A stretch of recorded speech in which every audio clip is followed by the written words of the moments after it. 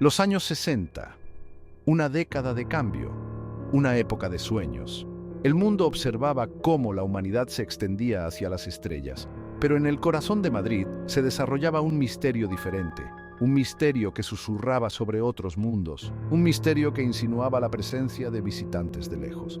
Imagina esto, las bulliciosas calles de Madrid, una ciudad llena de secretos, en las sombras, los rumores se extendían como la pólvora, susurros de extraños encuentros, historias de fenómenos inexplicables. Algo extraordinario estaba sucediendo.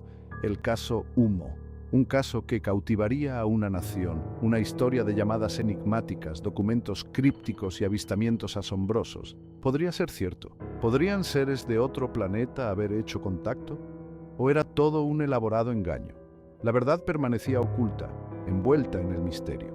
Era una época en la que todo parecía posible, una época en la que los límites de la realidad parecían difuminarse, y en los años siguientes el mundo se enfrentaría al enigma del caso Humo.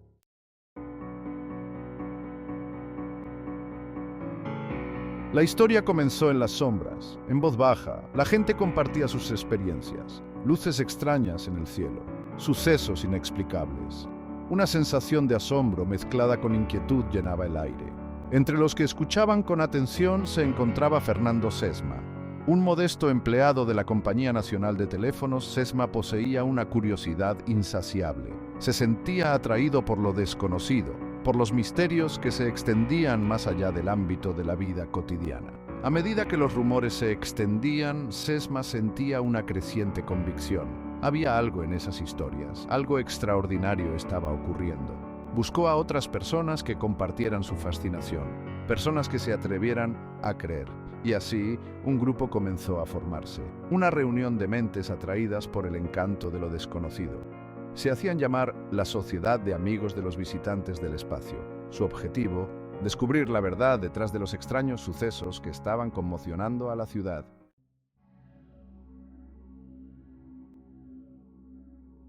Noviembre de 1954.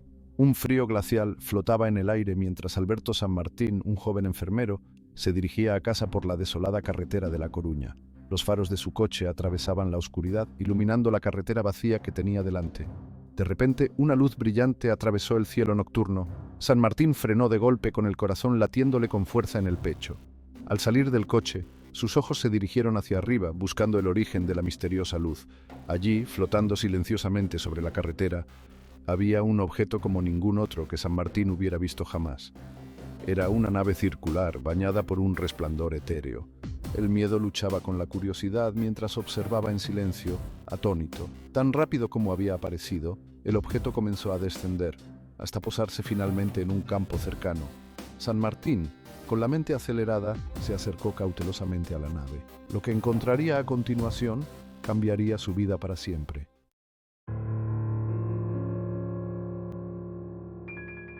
A medida que San Martín se acercaba, una figura emergió de las sombras de la nave. Era alta y esbelta, vestida con un traje de una sola pieza de un extraño material metálico. El rostro del ser estaba oculto por un casco, pero San Martín pudo sentir una presencia, una inteligencia que le intrigaba y le inquietaba a la vez. El ser extendió una mano, ofreciendo a San Martín un pequeño objeto en forma de cubo. Estaba hecho de una sustancia que parecía brillar y cambiar en la tenue luz. Vacilante, San Martín extendió la mano y tomó el cubo. Al rozar sus dedos con su superficie, sintió una oleada de energía, un cosquilleo que recorrió todo su cuerpo. El ser se giró entonces y se retiró a las sombras de la nave. Momentos después, el objeto se disparó hacia arriba, desapareciendo en el cielo nocturno tan rápido como había llegado. San Martín permaneció allí durante un largo rato, con el extraño cubo apretado con fuerza en la mano, mientras su mente luchaba por comprender lo que acababa de experimentar.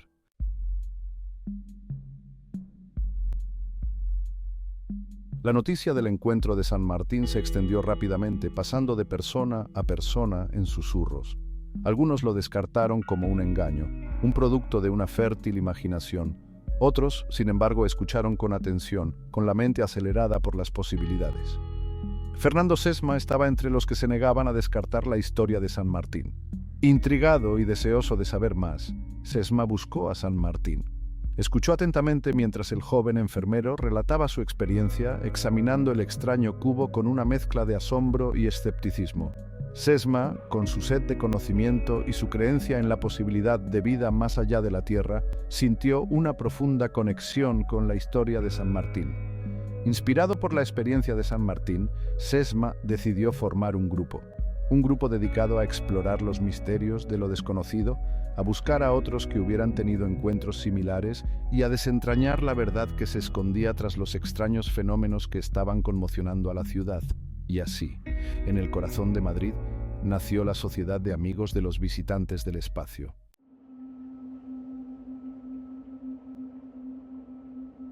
El año 1966 marcó un punto de inflexión en el caso Ummo.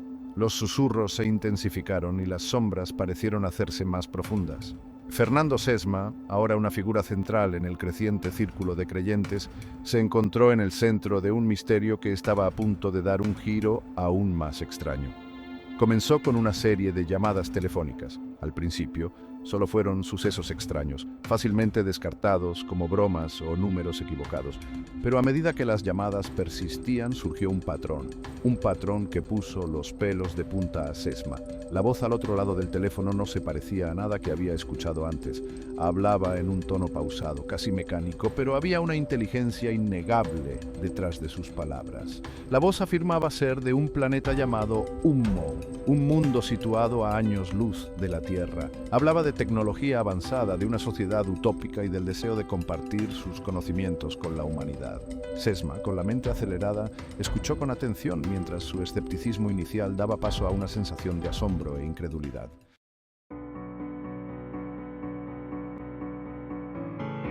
Las llamadas telefónicas fueron solo el principio.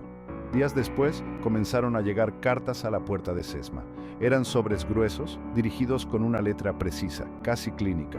En su interior, Sesma encontró páginas y páginas de texto mecanografiado meticulosamente, repletas de complejos diagramas, ecuaciones científicas y reflexiones filosóficas.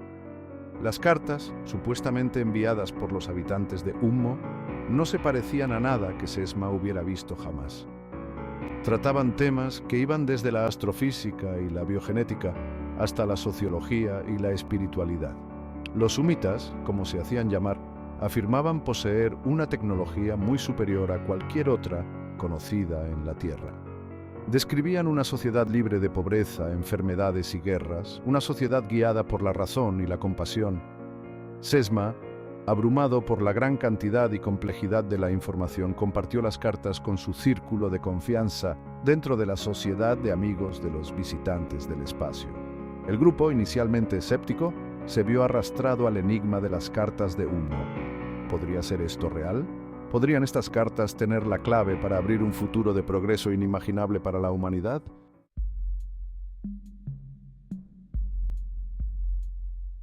A medida que Sesma y su grupo se adentraban en las cartas de Ummo, se encontraban con un obstáculo importante: el idioma. Aunque las cartas estaban escritas en español, estaban salpicadas de extraños símbolos y términos desconocidos. Era como si los humitas estuvieran intentando salvar la distancia entre su idioma y el nuestro, utilizando una combinación de elementos familiares y extraños. Sin desanimarse, el grupo se embarcó en la búsqueda para descifrar el lenguaje de las cartas de Ummo. Consultaron a lingüistas, criptógrafos y científicos, buscando cualquier información que pudiera ayudarles a desvelar los secretos ocultos en los extraños textos. Los símbolos, pronto se dieron cuenta, no eran meros caracteres aleatorios, parecían poseer una lógica, una estructura que apuntaba a un complejo y sofisticado sistema de comunicación. La tarea era desalentadora, pero el grupo estaba impulsado por una curiosidad insaciable. Pasaron incontables horas estudiando las cartas, comparando notas y debatiendo teorías. El caso Ummo, que en su día fue una colección de susurros y rumores, se había convertido en un auténtico enigma que cautivaba las mentes de quienes se atrevían a creer en la posibilidad del contacto extraterrestre.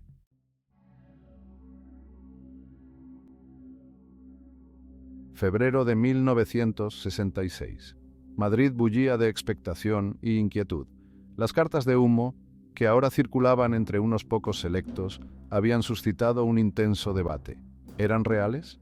¿Estaban realmente los humitas entre nosotros? Entonces, en una fresca tarde de invierno, ocurrió algo extraordinario, algo que impulsaría el caso Humo desde las sombras de la especulación a la cruda luz del escrutinio público. Al caer la tarde sobre la ciudad, proyectando largas sombras sobre las bulliciosas calles, comenzaron a surgir informes de un extraño objeto en el cielo sobre el distrito de Aluche. Los testigos describieron una nave circular que brillaba con una luz de otro mundo, flotando silenciosamente sobre los tejados. La noticia se extendió como la pólvora. La gente salió de sus casas con la mirada fija en el enigmático objeto que parecía desafiar la gravedad y la lógica. ¿Podría ser esto? ¿Podría ser la tan esperada confirmación? ¿Podría ser una nave espacial del planeta Humo?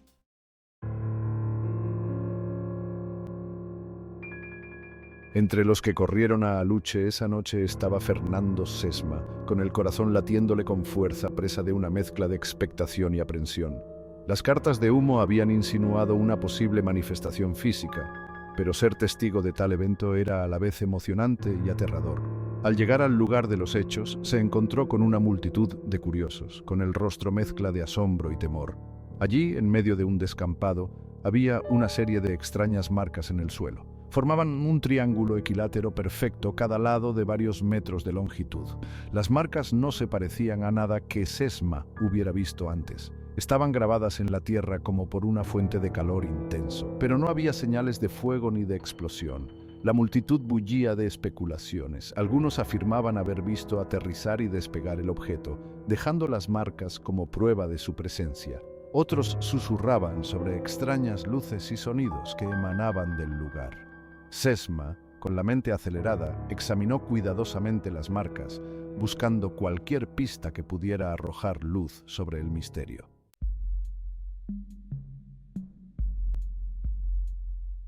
La noticia de la anomalía de Aluche se extendió rápidamente, ocupando titulares en los periódicos y provocando acalorados debates en los programas de radio. El caso Humo, relegado hasta entonces a los márgenes de la conciencia pública, se había convertido en una sensación nacional. Los escépticos lo descartaron como un engaño, una elaborada broma destinada a capitalizar la creciente fascinación por los ovnis. Los creyentes, sin embargo, lo vieron como una prueba irrefutable de que no estamos solos en el universo. Las autoridades, sorprendidas por la reacción del público, abrieron una investigación sobre la anomalía de Aluche. Científicos, ingenieros y personal militar se desplazaron al lugar, armados con instrumentos y teorías, decididos a desentrañar el misterio. Se tomaron muestras del suelo, se analizaron fotografías y se documentaron meticulosamente los relatos de los testigos. Sin embargo, a pesar de sus esfuerzos, los expertos fueron incapaces de dar una explicación concluyente a la anomalía de Aluche. Las marcas seguían siendo un enigma, un misterio tangible que parecía desafiar cualquier explicación convencional. El caso Humo, lejos de resolverse, se había profundizado, dejando tras de sí más preguntas que respuestas.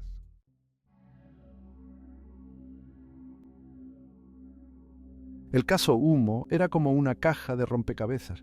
Parecía contener la promesa de una verdad profunda, un vistazo a una realidad más allá de nuestros sueños más salvajes, pero como con cualquier rompecabezas complejo, había piezas que no encajaban del todo, sombras que acechaban en los límites del misterio. Una de esas sombras comenzó a crecer alrededor de un hombre llamado José Luis Jordán Peña. Peña, miembro de la Sociedad de Amigos de los Visitantes del Espacio, era un personaje enigmático. Inteligente y elocuente, poseía un profundo conocimiento de la ciencia y una gran habilidad para tejer intrincadas teorías. Rápidamente se convirtió en una figura central en el asunto Humo, actuando a menudo como portavoz del grupo y como conducto entre los supuestos extraterrestres y el mundo exterior. Al principio, las contribuciones de Peña fueron bienvenidas. Parecía poseer una extraña habilidad para interpretar los complejos detalles técnicos contenidos en las cartas de Humo, ofreciendo ideas que dejaban intrigados incluso a los miembros más escépticos del grupo. Pero a medida que pasaba el tiempo, empezaron a circular rumores. Rumores que insinuaban una verdad más compleja y preocupante.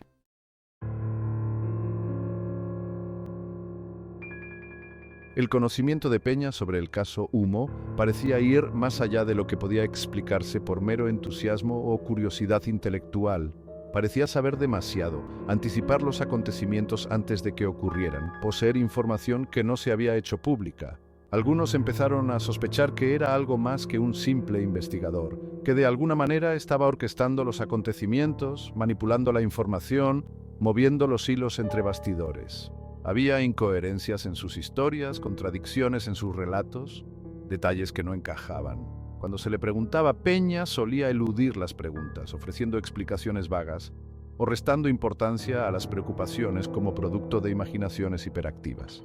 Pero las semillas de la duda se habían sembrado y empezaban a echar raíces. La Sociedad de Amigos de los Visitantes del Espacio, que en su día fue un frente unido, se vio dividida. Algunos permanecieron leales a Peña, convencidos de su sinceridad y de su dedicación a descubrir la verdad. Otros, sin embargo, comenzaron a distanciarse, con la confianza rota, con la mente turbada por la creciente sospecha de que no todo era lo que parecía.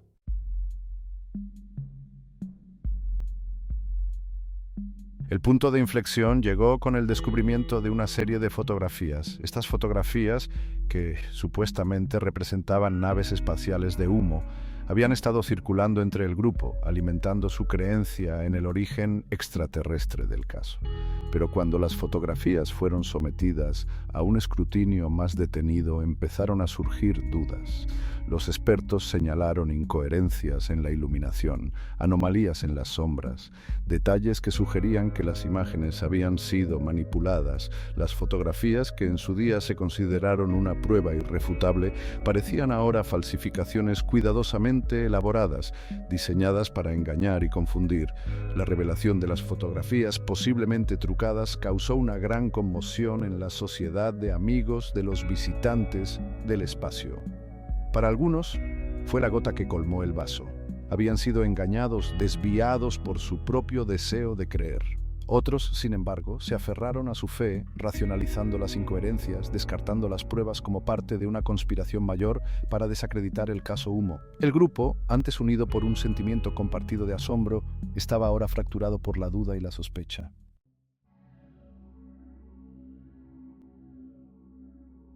El año 1989 proyectó una larga sombra sobre el caso Humo. Los susurros que habían perseguido el caso durante décadas, las dudas que habían carcomido los bordes de la creencia, estaban a punto de adquirir una nueva y sorprendente realidad. José Luis Jordán Peña, la enigmática figura que había sido a la vez defensor y enigma del fenómeno Humo, hizo una sorprendente confesión. Fue una confesión que conmocionó a la comunidad de creyentes, una revelación que amenazaba con desentrañar el intrincado tapiz del caso Humo. Peña, en una declaración pública que resonó con el peso de años de secreto, admitió que había fabricado todo el asunto. Las cartas de Humo, las llamadas telefónicas, las fotografías, todo ello, según él, había sido un engaño cuidadosamente orquestado, un gran experimento de engaño. La noticia cayó como una bomba en la Sociedad de Amigos de los Visitantes del Espacio. Durante años se habían dedicado a desentrañar el misterio de Humo, estudiando las cartas, debatiendo su autenticidad, aferrándose a la esperanza de que tuvieran la llave de una verdad mayor. Ahora se enfrentaban a la devastadora comprensión de que habían sido engañados, manipulados por alguien en quien habían confiado.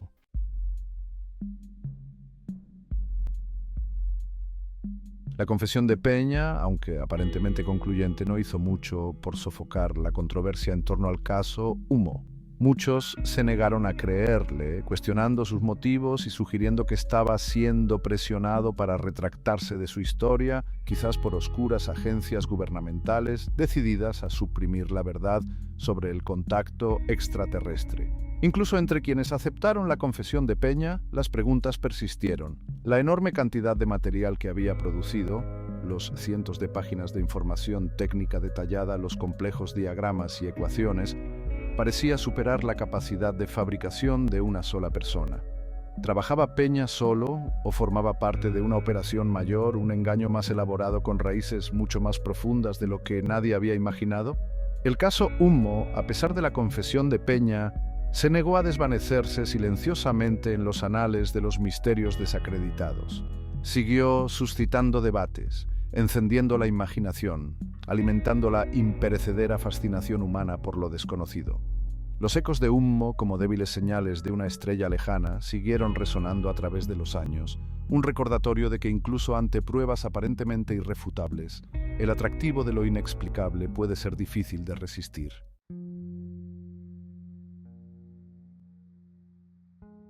El caso Ummo es un claro recordatorio de las complejidades de la creencia, de la necesidad humana de encontrar un sentido a un universo vasto y a menudo indiferente. ¿Fue un elaborado engaño, una cruel broma a quienes anhelaban algo más? ¿O bien, a pesar de sus elementos fabricados, contenía un ápice de verdad, un susurro de algo que está más allá de nuestra comprensión actual? Incluso hoy, décadas después de la confesión de Peña, el debate continúa.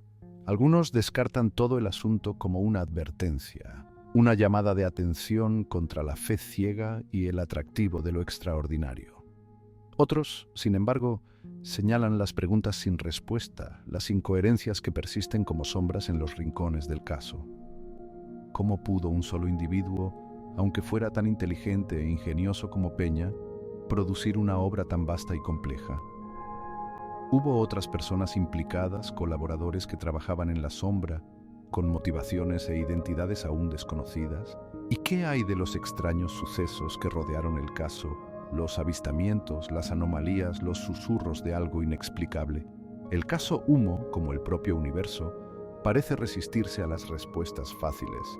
Desafía nuestras suposiciones, nos empuja a enfrentarnos a los límites de nuestro conocimiento y nos recuerda que, a veces, la línea entre la verdad y el engaño puede ser borrosa y poco definida.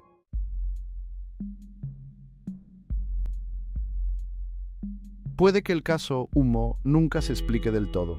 La verdad, como una estrella lejana, puede que permanezca para siempre fuera de nuestro alcance. Pero quizás eso es parte de lo que hace que este caso sea tan fascinante. Es un misterio que apela a nuestras esperanzas y temores más profundos, a nuestro anhelo de conectar con algo más grande que nosotros mismos, a nuestra fascinación por la posibilidad de vida más allá de la Tierra. Las cartas de Ummo, a pesar de todos sus elementos fabricados, conectaron con un profundo deseo humano de conocimiento, de progreso, de un futuro libre de las limitaciones de nuestra existencia actual.